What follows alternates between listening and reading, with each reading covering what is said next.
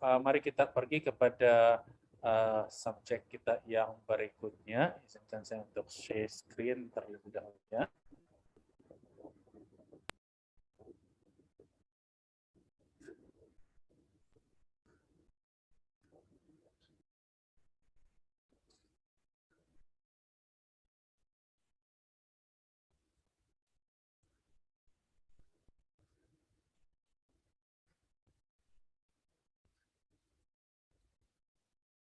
Oke, subjek kita yang berikutnya dipanggil sebagai kepimpinan yang efektif. Oke, tadi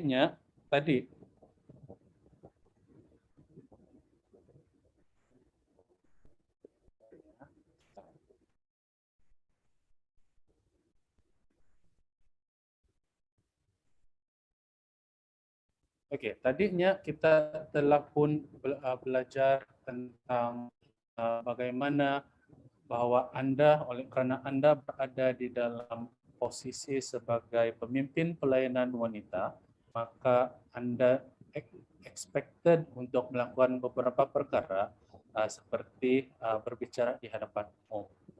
Jadi Anda memang punya privilege keistimewaan untuk memimpin karena Anda adalah pemimpin pelayanan wanita di gereja setempat Anda. Jadi di dalam subjek yang berikutnya ini kita akan mempertimbangkan tentang kepimpinan yang efektif. Apakah kepimpinan yang efektif? Apakah prinsip-prinsip bagi suatu kepimpinan yang efektif? Bagaimanakah kita dapat membuat perbezaan di dalam kehidupan kita, bukan hanya dalam kehidupan kita, tetapi di dalam peranan kita sebagai seorang pemimpin bagi jabatan pelayanan wanita. Saudari yang saya kasih dalam Kristus, okay? Kepimpinan dengan jelas dapat membawa perbezaan yang besar di dalam mana-mana organisasi. Sama ada ia adalah membawa kepada suatu kejayaan ataupun suatu kegagalan di dalam organisasi tersebut. Dan banyak waktu bila kepimpinan berubah, banyak waktu bila kepimpinan berubah, ia dapat mengubah bagaimana keadaan itu dilakukan di dalam sebuah organisasi itu. Kalau sahaja sebelumnya dengan kepimpinan sebelumnya banyak perkara yang tidak dapat dicapai, pertukaran dari segi kepimpinan mungkin dapat mengubah keadaan tersebut. Ada perubahan kepimpinan juga dapat memberikan suatu motivasi kepada suatu organisasi yang sudah mulai lesu, yang sudah mulai kehilangan sense of purpose dan mission mereka. Dan seperti mana kepimpinan diperlukan di mana-mana organisasi, kepimpinan sangat juga diperlukan di dalam gereja kita. Malah seorang penulis Kristen yang terkenal bernama George Barna, dia mengatakan seperti ini. Perhatikan apa yang dia katakan. Ini daripada buku Leaders on Leadership. Dia mengatakan gereja Kristen di Amerika semakin lemah karena kekurangan kepimpinan yang kuat. Jadi ini akan ditanya di dalam kuis Anda. Dia katakan bahwa gereja Kristen semakin lemah karena tidak ada ataupun kurang pemimpin, dia katakan. Oleh karena itu, dia katakan gereja kehilangan pengaruhnya walaupun mempunyai peluang dan sumber yang banyak. Dan sebab utama dia kenapa gereja kehilangan pengaruh adalah karena kurangnya pemimpin ataupun kurangnya kepimpinan tadi. So ini akan ditanya di dalam soalan kuis kamu. Sudah tentu ada banyak definisi kepimpinan. Seperti mana ada banyak jenis pemimpin, ada banyak pemimpin, maka definisi kepimpinan juga ada banyak. Tetapi apa yang kita mau lihat di dalam subjek ini, ada beberapa yang kita akan fokus. Perhatikan ini. Ini daripada Gary Wills. Dia mengatakan seperti ini. Kepimpinan adalah menggerakkan orang lain kepada suatu sasaran yang dikongsi bersama oleh pemimpin dan pengikut. Oke, so notice ini. Ini akan tanya di dalam kuis kamu. Oke. Jadi seorang pemimpin, dia katakan, yang memimpin, dia katakan, mengongsikan sasaran kepada pemimpin, kepada pengikut-pengikut dia, orang-orang yang berada di bawahan dia. Dia kongsikan itu, dia bukan simpan sendiri. Itu adalah pemimpin, itu adalah bagaimana pemimpin yang memimpin. Oke. Kemudian George Barna juga mendefinisikan kepimpinan Kristen seperti ini. Dalam buku yang sama, muka surat 31, George Barna mengatakan kepimpinan itu ada, ataupun pemimpin itu adalah seseorang yang mengamalkan kurnia rohaninya di bawah panggilan Tuhan untuk melayani sekelompok orang-orang tertentu. Oke, untuk mencapai sasaran yang telah diberikan kepada mereka untuk memuliakan Kristus.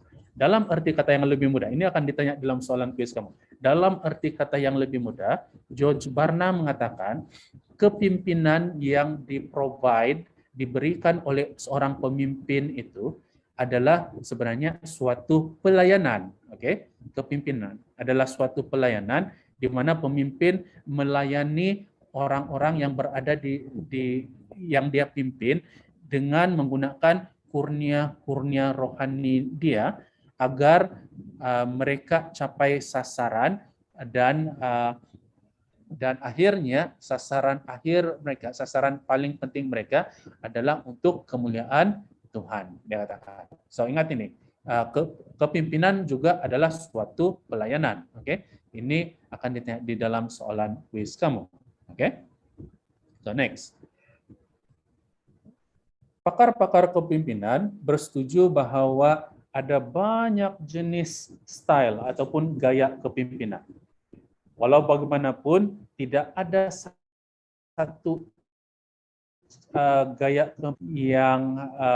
yang sempurna bagi satu kepimpinan yang efektif. Oke, memang ada banyak gaya kepimpinan, setiap satu ada kelebihan dan setiap satu ada kekurangannya.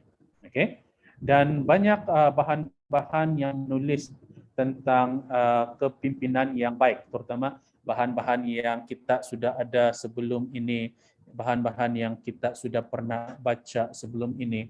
Kebanyakannya didasarkan di atas cara kepimpinan orang-orang lelaki. Oke, biar saya jelaskan ini.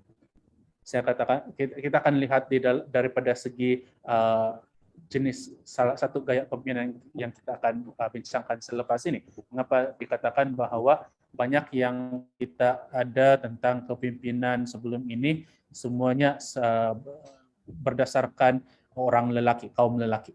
Walau bagaimanapun, terdapat perubahan yang ketara di dalam cara bagaimana orang ramai melihat kepimpinan dan apa yang dilihat sekarang sebagai yang dimahukan, oke, kepemimpinan yang dimahukan oleh kebanyakan orang. Dan kemahiran kepimpinan ini yang ramai juga sebenarnya bukan lelaki sahaja, tetapi para wanita perlihatkan sementara mereka berada di dalam keluarga, oke. Contohnya bila wanita menguruskan rumah tangga mereka memperolehi ketaatan daripada anak-anak mereka tanpa melalui suatu pergaduhan, sementara mereka berbicara tentang isu-isu tentang anak-anak yang lebih besar, kemudian tentang suami-suami mereka, oke. Jadi ada perubahan-perubahan yang ketara tentang perkara ini, sehingga perubahan-perubahan ini diingini untuk berlaku di dalam kepimpinan pada hari ini. Oke, so kita akan lihat ini secara lebih dalam di dalam beberapa jenis gaya kepimpinan ini. Mari kita teruskan. Jenis kepemimpinan, gaya kepemimpinan yang pertama yang kita akan perhatikan di dalam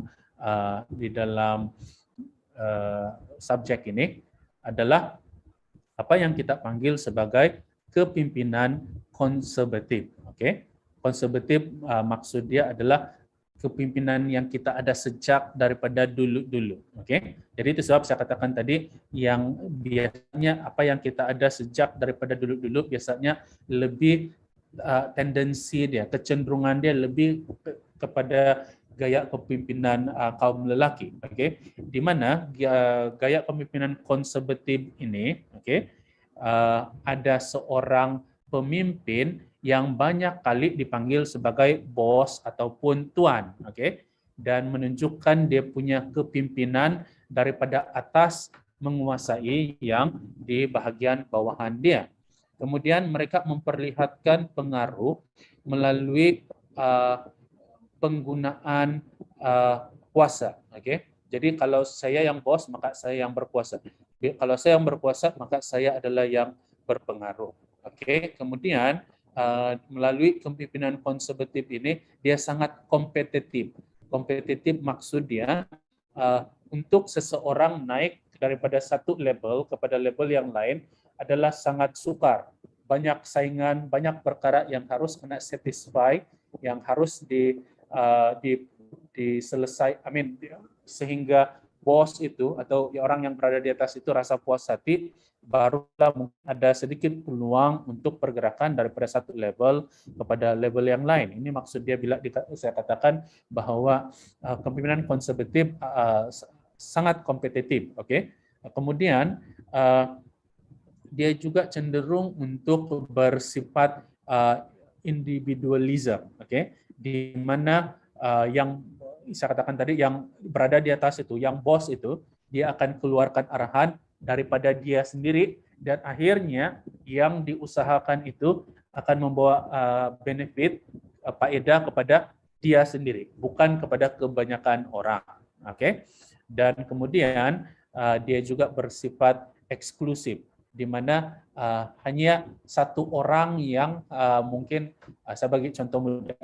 Kalau ada pencapaian dicapai melalui kepemimpinan konservatif ini, yang selalu dapat kredit dia adalah yang berada di atas, yang berada di bawah, yang mengusahakan, yang berusaha, oke, biasanya tidak dapat kredit. Jadi ini YB versus YB ini, yang berusaha versus yang bekerja, oke. Jadi yang YB versus YB ini, yang berusaha dan yang bekerja, bukan yang berusaha, yang berhormat dan yang berusaha. Itu maksud saya. YB versus YB. Yang berhormat dan yang berusaha. Lain yang berusaha dan lain yang akan dapat kredit dia. Oke. Dan ini biasanya selalu juga sangat prevalent, sangat ketara pada zaman-zaman yang lalu, pada zaman imperialism, pada zaman di mana penjajah datang ke satu tempat, mereka jajah tempat itu, mereka kuasai.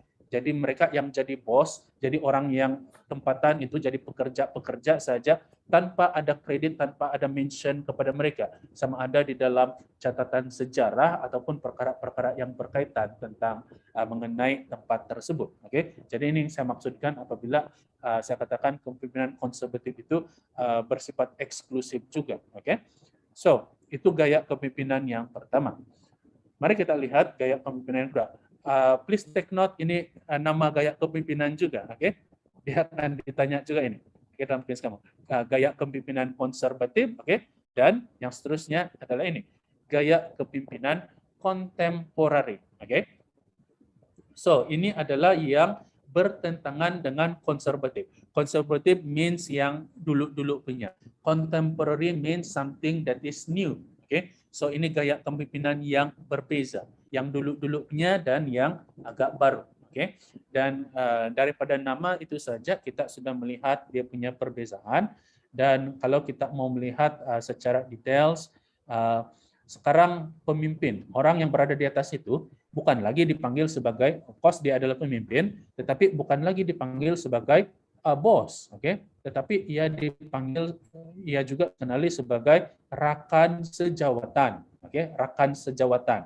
Oke, jadi itu leadership itu, kepimpinan itu, instead of datang daripada atas, sekarang dia datang from within, di antara orang-orang yang bekerja sama sebagai pemimpin-pemimpin yang bersama-sama. Itu maksud dia rakan sejawatan.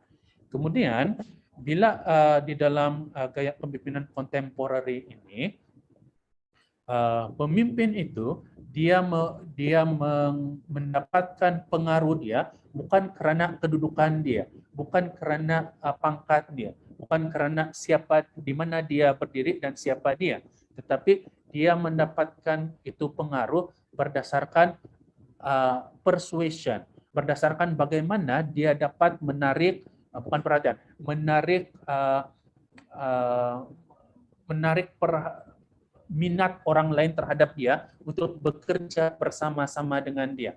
Oke, jadi pemimpin itu yang tadinya kita panggil sebagai bos, sekarang dia bukan bos tapi rekan sejawatan, maka dia bekerja bersama-sama dengan pemimpin-pemimpin yang lain sehingga dia memperoleh pengaruh daripada cara tersebut, bukan karena jawatan dia. Kemudian di dalam kepemimpinan kontemporari, kalau tadinya dia adalah kompetitif, sangat besar saingan dia, di dalam kepemimpinan kontemporari dia sangat kooperatif, di mana setiap orang mempunyai peluang untuk upgrade daripada level yang mana dia berada, dia, dan dengan kerjasama itu mereka dapat bersama-sama upgrade diri mereka bersama-sama. Kemudian tidak ada individualism di dalam kepemimpinan kontemporari, tapi ada yang dipanggil sebagai collectivism, di mana instead of satu orang yang akan dapat nama, bila sesuatu pujian diberikan, itu diberikan kepada keseluruhan semua orang yang terlibat di dalam penugasan tersebut. Jadi saya ingin katakan ini akan disebut di dalam kuis kamu. Pada zaman kita terdapat tendensi untuk perubahan gaya kepemimpinan daripada konservatif kepada kontemporer. Ada tendensi di mana kecenderungan di mana orang-orang tidak lagi gemar untuk berada di bawah kepemimpinan konservatif, tetapi orang berminat untuk berada di bawah kepemimpinan kontemporary, yang mana bila kita sudah perhatikan beza di antara kedua ini, memang contemporary lebih baik karena bukan hanya satu orang yang meta, bukan hanya satu orang yang akan dapat kredit, tetapi setiap orang mempunyai peluang yang sama rata untuk upgrade ataupun memajukan diri mereka. Dan mengetahui ada kecenderungan untuk perubahan daripada kepemimpinan konservatif kepada kepemimpinan kontemporari, ini sebenarnya adalah berita baik bagi wanita, bagi pemimpin wanita. Kenapa?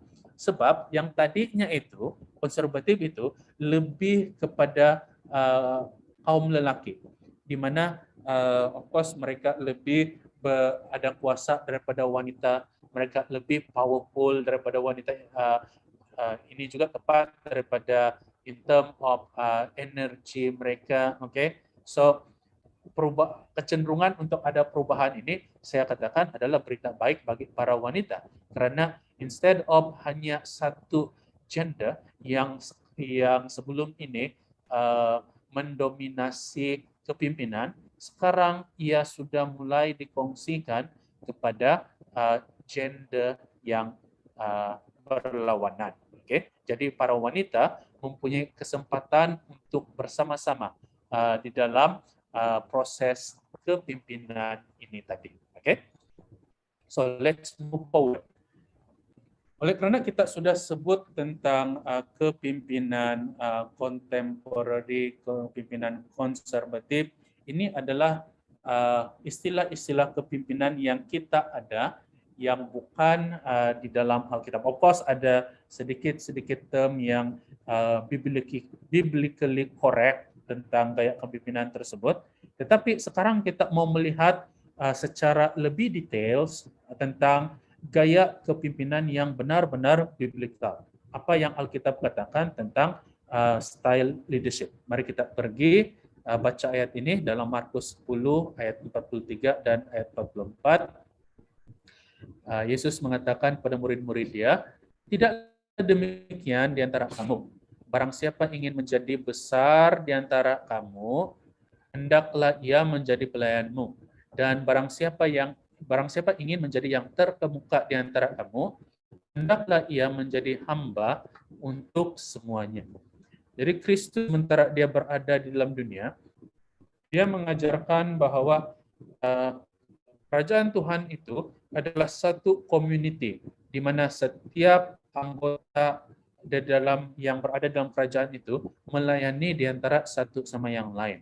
Dan untuk menjadi pemimpin di dalam gereja ataupun dalam kerajaan Tuhan, requirement dia adalah untuk sanggup menjadi seorang yang melayani seseorang yang lain. Oke, jadi Kristus mengajarkan bahwa keagungan, kebesaran sebagai pemimpin itu datang daripada melayani seseorang yang lain.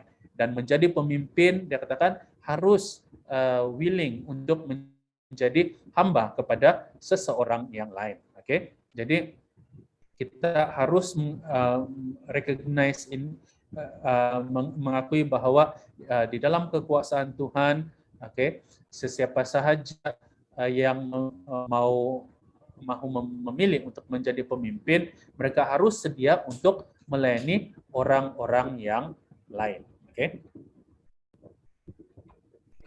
Oke, let's move forward. Kita baca lagi daripada buku Yesaya 42 ayat 1 hingga ayat 4, bagaimana diperlihatkan tentang attitude, tentang sikap dan juga motif dalaman yang dipertunjukkan kepada Mesias, yang mana memperlihatkan kepada kita bagaimanakah hamba Tuhan itu, servant of the Lord.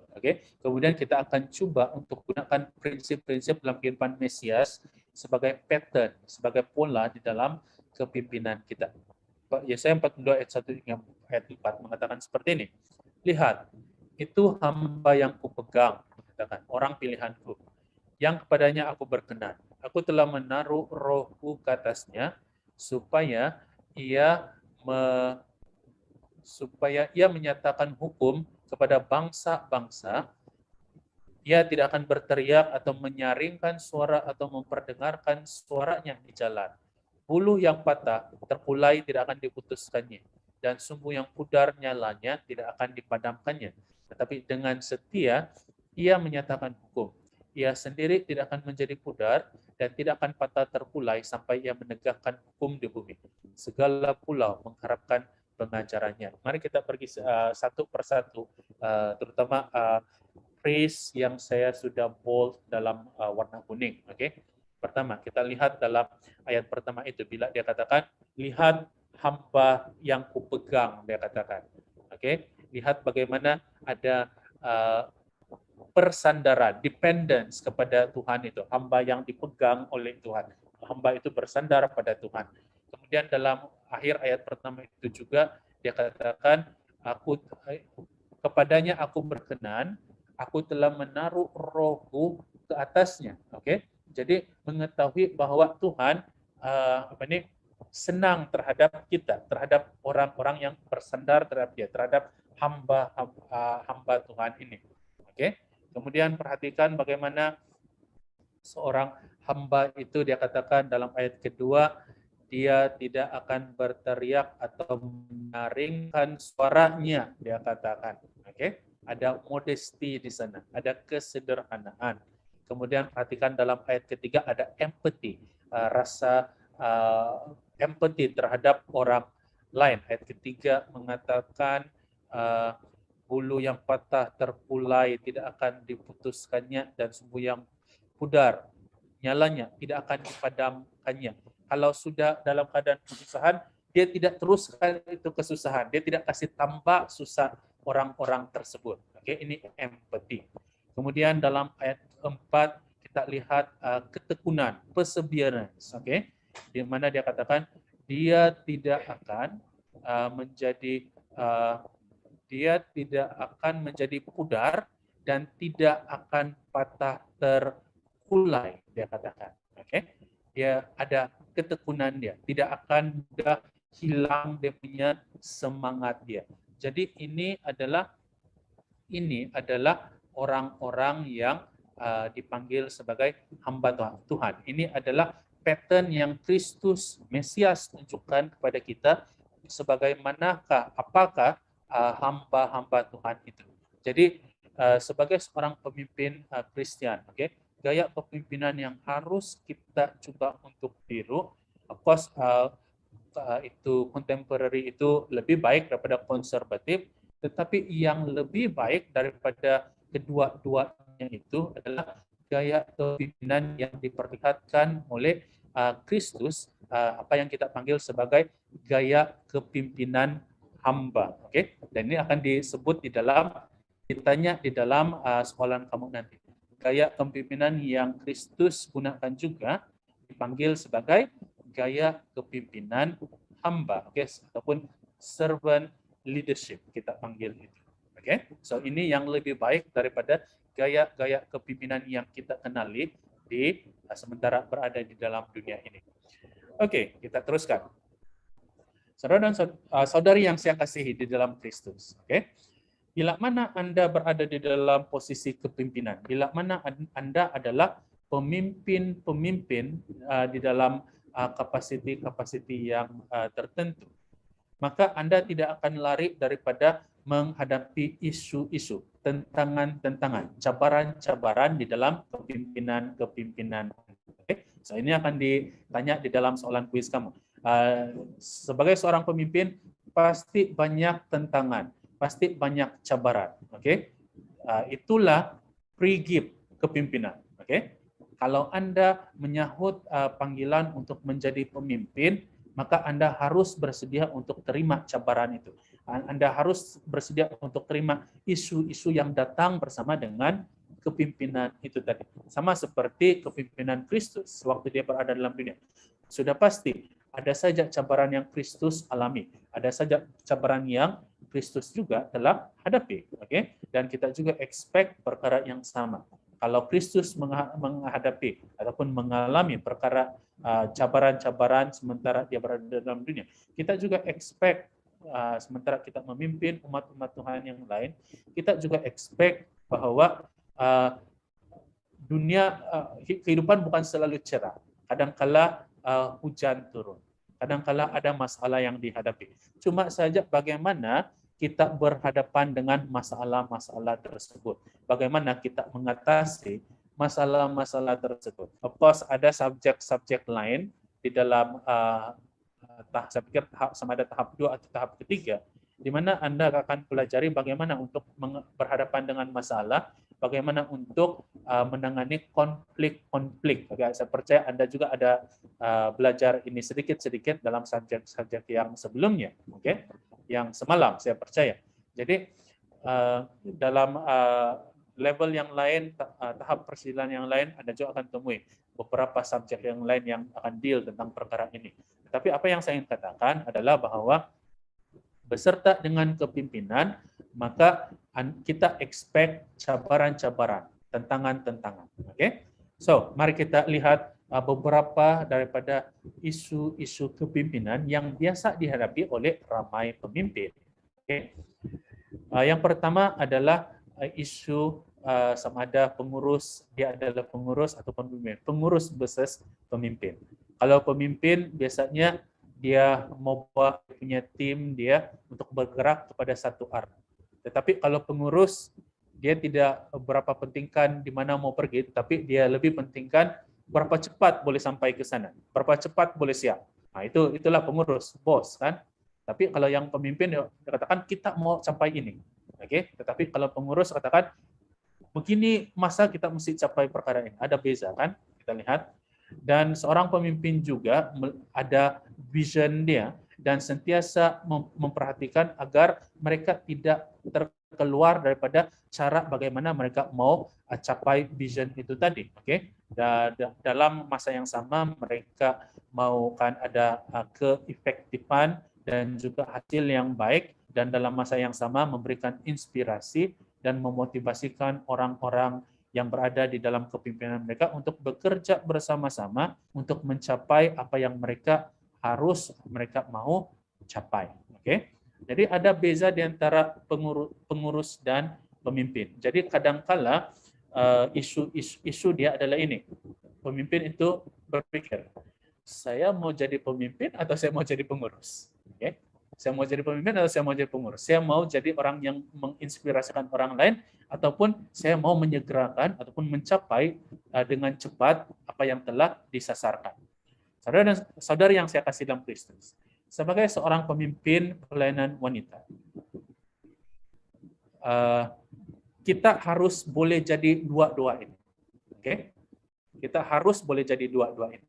Bukan bermaksud kita mau jadi pengurus saja, tidak mau jadi pemimpin. Kita hanya mau hasil yang cepat, oke? Tetapi kita juga mau memberi inspirasi kepada orang-orang yang berada di bawah kepemimpinan kita. Tetapi opos kita juga mau capai hasil yang kita sudah sasarkan, oke? Jadi pemimpin yang baik, oke, harus dapat menjadi kedua-dua ini pada satu masa. Harus dapat balance kedua-dua cara memimpin ini, menjadi pengurus dan juga menjadi seorang pemimpin. Oke, so isu yang berikutnya berkaitan tenaga, kekuatan dan kuasa, power in term of capability untuk melakukan sesuatu. Orang-orang yang memimpin di dalam sesuatu organisasi pasti memerlukan tenaga yang besar untuk dapat mencoba beberapa approach, beberapa pendekatan-pendekatan, dan untuk agar mereka sentiasa tekun walaupun ada masa di mana mereka tidak berjaya. Oke, jadi ini semua perlukan tenaga, perlukan kekuatan, dan perlu kuasa. Oke, jadi kamu yang berada di dalam posisi kepimpinan,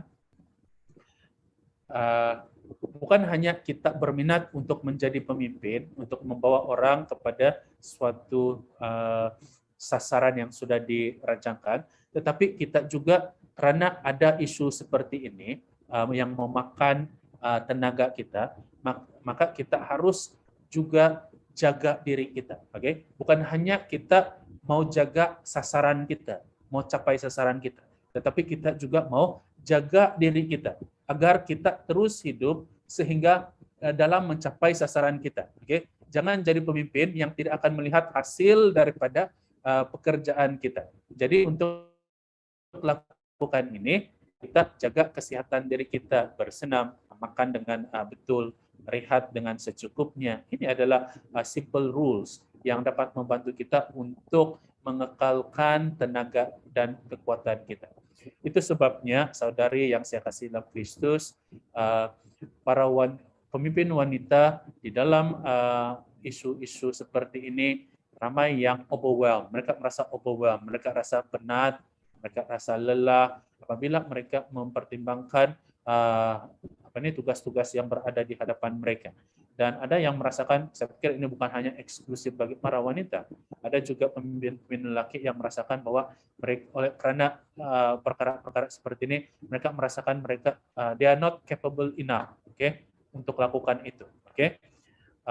Ingat saudari yang saya kasihi, ingat bahwa kebanyakan pemimpin juga merasa penat pada masa-masa tertentu. Tidak ada yang rileks penuh. Tidak ada yang langit sentiasa cerah. Apa yang harus kita boleh kita lakukan adalah fokus kepada objektif kita dan fokus kepada pelayanan kita. Bukan fokus kepada diri kita. Jangan fokus kepada rasa penat kita. Fokus kepada apa yang akan dicapai dan fokus kepada apa yang akan dibawakan oleh pelayanan yang kita lakukan. Biar ini menjadi motivasi dan memperkasakan kita. Bukan itu rasa penat kita. Kemudian satu lagi bahagian di dalam kepimpinan ini yang kadangkala menjadi pitfall. Pitfall adalah perangkap bagi ramai pemimpin. Yaitu kebolehan untuk mengenal pasti kebolehan yang istimewa pada orang-orang yang berada di bawah pimpinan mereka, dan dengan itu mendelegasikan, mendelegasikan maksud dia adalah mengongsikan fungsi kepimpinan itu kepada orang-orang yang berkebolehan ini. Saya katakan tadi ini adalah pitfall. Kadang-kala ini adalah perangkap di mana ramai pemimpin yang terjatuh di dalam perangkap ini, di mana mereka oleh karena mereka pikir kalau mereka mengongsikan fungsi kepimpinan itu kepada orang-orang berkebolehan yang lain, mereka merasa terancam. Oleh karena mungkin ada yang berpikir, oh dia lebih bagus daripada pemimpin yang sedia ada. Oh bagus lagi dia yang berada di sana daripada yang ada sekarang, dia katakan. Kita tidak harus, sebagai pemimpin, kita tidak harus merasa terancam apabila ada orang lain yang dapat melakukan perkara lebih baik daripada cara kita lakukan.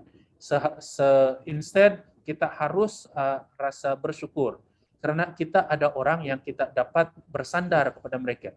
Kita ada orang yang kita dapat tentu bila kita berada di dalam lowest point of kita punya leadership kita. Dengan orang-orang seperti ini.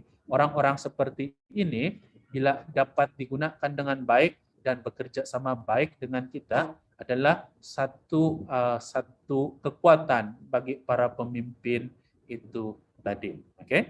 So boleh perhatikan orang-orang yang kita boleh delegate tugas-tugas kepimpinan itu, dan ini juga membantu untuk mengurangkan rasa penat kita seperti yang kita sudah bincang sebelumnya. Isu yang terakhir, isu kepemimpinan. Saya percaya ada beberapa lagi, tapi kita juga tidak mau sentuh terlalu banyak. Isu-isu yang selalu diperhatikan. Isu yang terakhir yang kita akan bincang pada waktu ini adalah isu tekanan yang dialami oleh para pemimpin. Seperti saya katakan tadi, langit tidak selalu cerah di dalam kepimpinan. Ada masa di mana pemimpin akan rasa down juga. Tekanan akan datang, dan tekanan dihadapi oleh pemimpin. Tapi saya katakan seperti ini. Kadangkala tekanan itu hanya macam mana kita lihat itu tekanan sebenarnya. Kalau kita melihat tekanan itu sebagai perkara yang menghalang kita, maka pasti tekanan itu akan menghalang kita. Tapi kalau kita melihat tekanan itu adalah sesuatu yang menyebabkan kita akan bergerak lebih maju ke hadapan, maka itu akan menjadi satu batu loncatan bagi kita. Dan kita mengatakan di dalam pikiran kita bahwa saya tidak akan dikalahkan hanya oleh tekanan ini, tetapi saya boleh move forward. Walaupun ada tekanan ini, saya boleh berdiri di atas tekanan ini dan memajukan lagi untuk lebih maju kepada sasaran yang telah saya sasarkan. So ini isu-isu kepimpinan. Saudari yang saya kasih dalam Kristus, mari kita akhiri subjek kepimpinan yang efektif ini dengan memperhatikan beberapa ciri-ciri kepimpinan efektif yang kita perhatikan di kalangan pemimpin-pemimpin yang berjaya, terutama pemimpin-pemimpin Kristen yang berjaya. Apakah ciri-ciri yang mereka ada yang kita juga boleh ambil, yang kita juga boleh pelajari, yang kita juga boleh tiru di dalam kepimpinan kita. Mari kita lihat yang pertama. Pemimpin yang efektif mempunyai komitmen kepada Tuhan. First and foremost adalah komitmen kita kepada Tuhan. Kita seperti yang firman Tuhan beritahu kita, I can do all things through Christ who strengthened me. Apapun yang kita usahakan, kita boleh saja mendapat kekuatan untuk lakukan itu, asalkan kita mempunyai komitmen terhadap pekerjaan ataupun duty yang Tuhan telah berikan, amanahkan, entrust kepada kita. Dan kita mau pegang komitmen itu. Saudara yang saya kasihi, biar saya katakan ini. Sebagai pemimpin, ada masa kita akan gagal di dalam tugasan kita. Dan perkara yang paling lebih penting apabila kita gagal bukanlah gagal dan terus gagal jatuh seorang pemimpin, dan bukan hanya jatuh sebagai seorang pemimpin, dan jatuh sebagai orang-orang yang mempercayai Tuhan. Kalaulah itu berlaku, maka itu adalah suatu tragedi dalam kehidupan kita. Sudahlah kita gagal, sudahlah kita gagal di dalam kepimpinan kita, kita jatuh lagi di dalam kerohanian kita. So, saudara-saudari, kalaulah kita gagal di dalam kepimpinan kita, tidak mengapa. Tidak mengapa. Yang penting pegang teguh komitmen kita terhadap Tuhan. Karena pepatah juga mengatakan, bila kita gagal sekali, tidak bermaksud kita akan gagal untuk selama-lamanya. Oke? So itu adalah experience. Itu adalah pengalaman kita. Oke? So jangan pernah discourage kalau ada waktu di dalam kepimpinan kamu, di dalam pelayanan wanita, di mana kamu gagal lakukan sesuatu dan kamu tidak mau coba lagi. Kamu tidak melakukan lagi. Oke? Dan yang paling penting, terus pegang komitmen Anda kepada Tuhan, kesetiaan Anda kepada Tuhan. Dan ingatkan ini bahwa sementara kita melakukan pelayanan kita, di kepimpinan kita dalam pelayanan wanita terutamanya, ingat setiap satu yang kita lakukan itu harus berorientasikan pelayanan. Oke? Dan sentiasa ingat bahwa apa yang saya lakukan ini akan memberikan benefit terhadap orang lain dan memuliakan nama Tuhan. Oke? Kemudian jangan pernah hilang vision. Oke? So, once you lose vision, maka Anda akan hilang arah untuk mencapai sasaran Anda. Oke? Anda akan ini sama seperti kalau Anda driving pada waktu malam. Tiba-tiba lampu kendaraan Anda gagal untuk berfungsi. Oke? This is ini yang dimaksudkan bila kita hilang visi kita sebagai pemimpin. Kita tidak tahu arah tujuan kita akan meraba-raba di dalam. So don't ever lose our vision, di dalam kepemimpinan. Kemudian jadilah seorang pemimpin yang boleh dipercayai. Jadilah seorang pemimpin yang boleh dipercayai oleh orang-orang yang berada di bawah kepimpinan kita. Kemudian dalam masa yang sama, bila kita adalah orang-orang yang dipercayai oleh orang-orang di bawah kepimpinan kita juga belajar untuk mempercayai terutamanya orang-orang yang berada di bawah kepimpinan kita. Yang seperti kita bincangkan dalam isu mendelegasi tadi. Kita tidak sendirian sebenarnya kalau kita mempercayai orang lain. Tetapi ini saya katakan tadi pitfall, perangkap bagi banyak pemimpin, karena mereka merasa terancam kalau ada yang lebih baik dalam kepemimpinan daripada berbanding dengan mereka. So sebagai untuk menjadi seorang pemimpin yang efektif, kita harus dapat mempercayai orang lain. Bukan hanya kita dipercayai, tapi kita juga harus dapat mempercayai orang lain. Lalu di dalam kepimpinan juga kita berusaha untuk membina suatu tim, suatu pasukan. So whenever we lose, whenever we fail, bila mana kita gagal mencapai apa yang kita sasarkan, maka kita tidak gagal untuk membina itu tim. At least we are building people. Kita membina orang-orang yang bukan hanya dapat membantu kita dalam pekerjaan dalam dunia ini, tetapi membantu membina orang-orang bersedia untuk dunia yang akan datang, untuk kerajaan Tuhan. Itu yang lebih penting sebenarnya. Kemudian di dalam kepimpinan kita jangan lupa untuk empower orang lain. Jangan lupa untuk memperkasakan orang lain. Jangan hanya enrich, memperkayakan diri kita sehingga orang lain tidak mengetahui apa-apa, sehingga orang lain tidak dapat apa-apa privilege, sehingga orang lain tidak merasakan sharing of leadership di antara kita. Kita mau empower orang-orang yang berada di bawah pimpinan kita supaya sekiranya apa-apa yang terjadi pada kita, sekiranya kita tidak katakan ini tidak boleh berlaku, ya boleh berlaku pada bila-bila masa. Dan kita juga tidak katakan ini yang kita mahukan. Apa sebagai orang-orang yang biasa, kita mengetahui bahwa kita tidak mengetahui di mana ujung kehidupan kita. So kita mau agar bila Tuhan merehatkan kita, bukan kita mau direhatkan, tetapi ada masanya di mana Tuhan akan merehatkan para pemimpin. Kita mau apabila Tuhan merehatkan kita, maksudnya pekerjaan Tuhan tidak kekurangan para pemimpin. Oleh karena kita telah mempersiapkan mereka untuk terima itu baton leadership itu selepas kita. Oke. Kemudian yang selanjutnya adalah sebagai seorang pemimpin kita harus kelihatan bersemangat. Oke. Bersemangat supaya orang-orang lain yang melihat kita juga turut dipengaruhi oleh semangat yang kita ada di dalam kepimpinan kita. Oke, saya pergi dengan cepat. Seorang pemimpin yang efektif juga lebih berminat untuk selesaikan masalah daripada mencari seseorang yang lain yang boleh dipersalahkan. Oke, so bila masalah timbul, interest pemimpin yang efektif haruslah menyelesaikan masalah itu, bukan mencari siapa yang jadi black sheep di sana.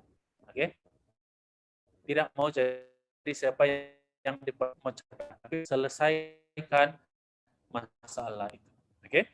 Kemudian seorang pemimpin yang efektif juga harus dapat berkomunikasi dengan orang-orang yang berada di bawah pimpinan mereka. Oke.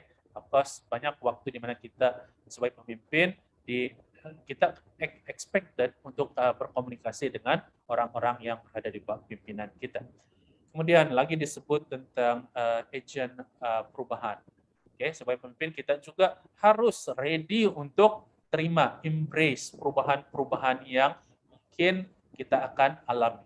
Oke, so ini cara bagaimana kita survive leadership. Oke, kalau kita tidak boleh embrace changes, oke, kalau kita tidak boleh terima perubahan-perubahan, most probably kita tidak akan terima oleh the next generation. Oke, most probably kita tidak akan ada di dalam pikiran orang generasi yang berikutnya sebagai pemimpin mereka.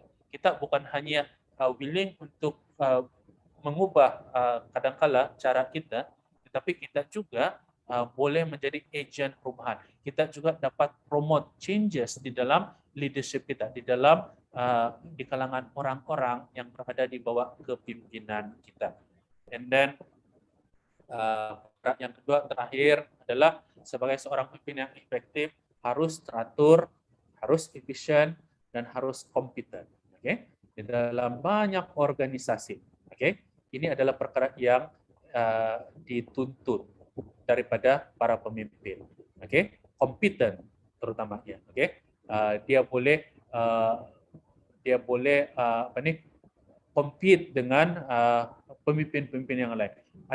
Bukan maksudnya bersaing, tetapi dia sentiasa berada pada satu kategori pemimpin yang mana adalah sentiasa diingini. Orang sentiasa mau dia sebagai pemimpin, karena dia boleh daripada perkara-perkara yang kita sudah bincang sebelum ini. Itu yang membuat dia sebagai seorang pemimpin yang kompeten. Kemudian yang terakhir sekali, saudari yang saya kasih dalam Kristus adalah sebagai seorang pemimpin, we are expected to grow personally. Kita diharapkan juga agar dapat bertumbuh secara pribadi. Pemimpin bukanlah final product. Pemimpin adalah orang-orang yang juga belajar untuk bertumbuh, memperkembangkan capability mereka, memperkembangkan kebolehan mereka, agar ia juga dapat mempengaruhi orang-orang yang berada di bawah kepimpinan mereka. Once you stop growing, it will be a permanent stop for you, as leader. Bila kita berhenti untuk bertumbuh, kita juga berhenti menjadi seorang pemimpin. So saya senang untuk akhiri subjek kepimpinan yang efektif dengan doa kepada Anda semua sebagai para pemimpin di dalam jabatan pelayanan wanita di gereja Anda masing-masing, agar Anda dapat menjadi seorang pemimpin yang efektif dan dapat membawa kebaikan bagi orang-orang yang berada di bawah kepimpinan Anda. Jadi Jadi saya akhiri dengan doa ini dan juga selamat menjawab soalan tulis Anda. Terima kasih.